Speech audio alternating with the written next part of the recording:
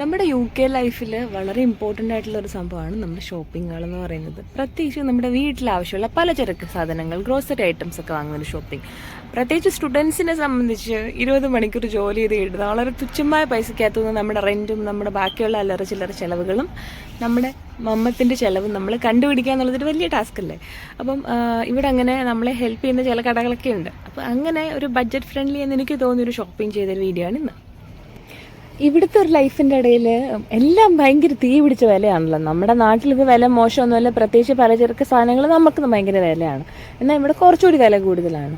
എന്നാലും എനിക്കിവിടെ ഉള്ള കടകളിൽ നമ്മളെ കുറച്ചെങ്കിലുമൊക്കെ വില സഹായത്തിൽ സഹായിക്കുന്ന ഒരു ഷോപ്പായിട്ട് ഞാൻ ഫൈൻഡ് ചെയ്തിരിക്കുന്ന കടയാണ് നമ്മുടെ സ്വന്തം ലിഡിൽ. അങ്ങനെ ലിഡിലിൽ പോയിട്ട് ചെയ്ത കുറച്ച് സാധനങ്ങളാണ്. അത്യാവശ്യം ഒരു 5-6 ഐറ്റംസ് വാങ്ങിച്ചു. എല്ലാം കൂടി ഒരു 1264 രൂപ. ഞാനൊരു കറക്റ്റ് ഒരു 100 രൂപ ഒരു പൗണ്ടിന് വെച്ച് കൂട്ടുകയാണെന്നുണ്ടെങ്കിൽ, അല്ലെങ്കിൽ റൗണ്ട് ചെയ്ത് 1300 പിടിച്ചു. അപ്പോൾ അത്രയായി. എന്തൊക്കെ സാധനങ്ങളാണ് വാങ്ങിയെന്നുള്ളത് നിങ്ങൾ ലിസ്റ്റിൽ കണ്ടല്ലോ.